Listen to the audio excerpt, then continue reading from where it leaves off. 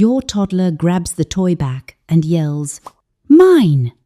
And everyone looks at you to make them share. But forcing your toddler to hand it over doesn't necessarily teach sharing. Say this instead: "You're still using it. Mia can have a turn when you're finished." And if your child grabs from someone else, you say almost the same thing. "Mia is using it. You can have a turn when she's done." They sound almost identical, but they teach two different skills. And if you mix them up, the conflict can get worse. Imagine Ethan is 3. He is on the floor with his red truck, pushing it across the rug, loading wooden blocks into it, driving it under the table, completely absorbed. Mia walks over and reaches for the truck. An adult says, "Ethan, share." Ethan pulls it to his chest. "No. Come on, Mia wants a turn." Now he holds it tighter. Maybe he turns away. Maybe he pushes her hand. And suddenly, everyone is thinking Ethan is becoming selfish.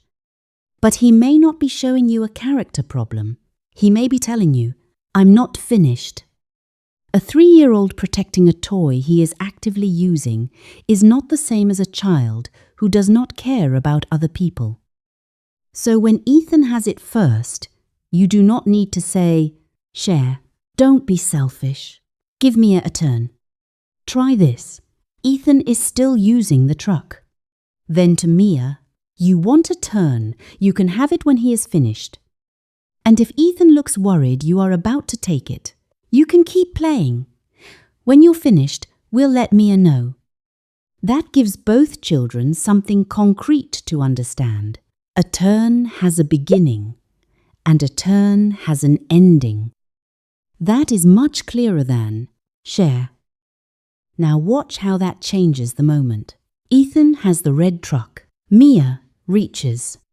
Instead of opening Ethan's fingers or taking the truck away, you move closer and say, "You're still using it."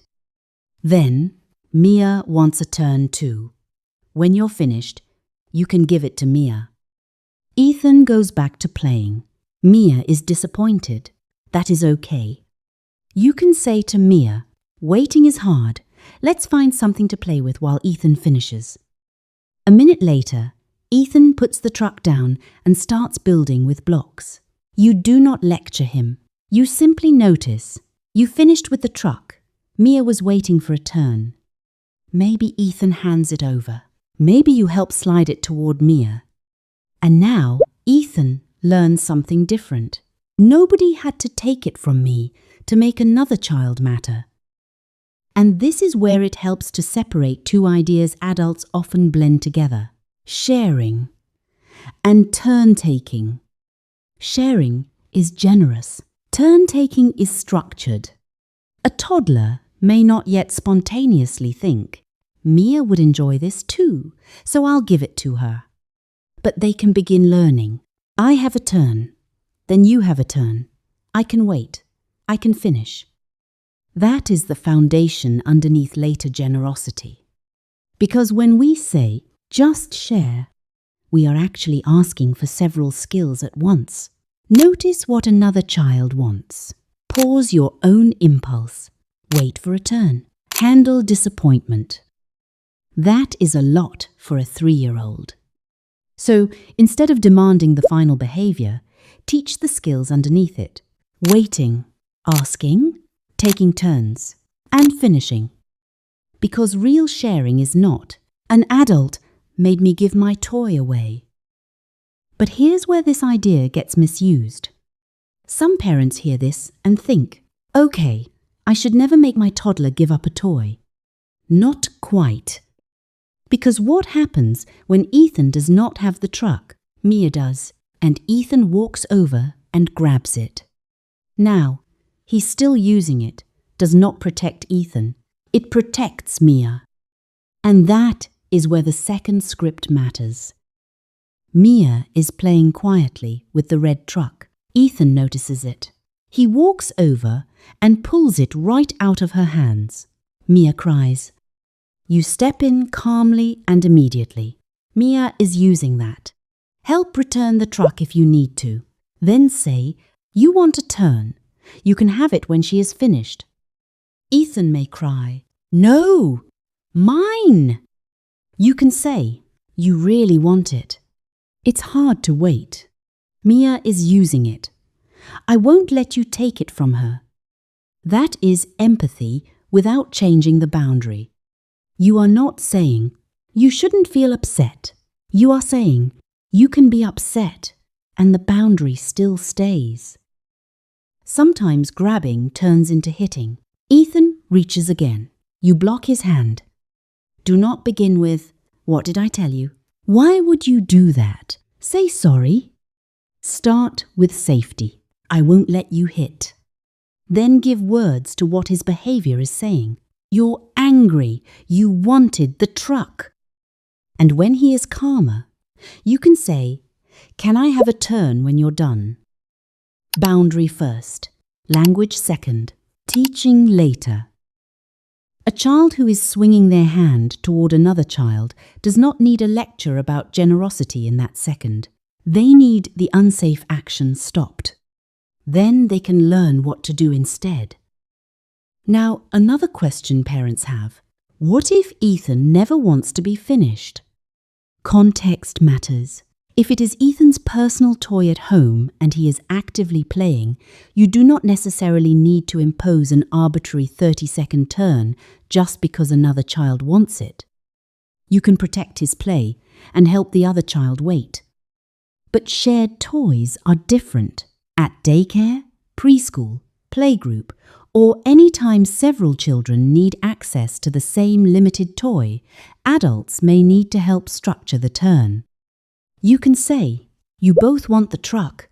Ethan has a turn now. Mia's turn is next."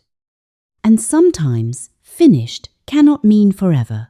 Maybe there is one swing with children waiting, one special classroom toy, or you need to leave the park soon. In those situations, give your child a clear ending before the ending arrives. For example, you have 2 more turns, then Mia gets a turn.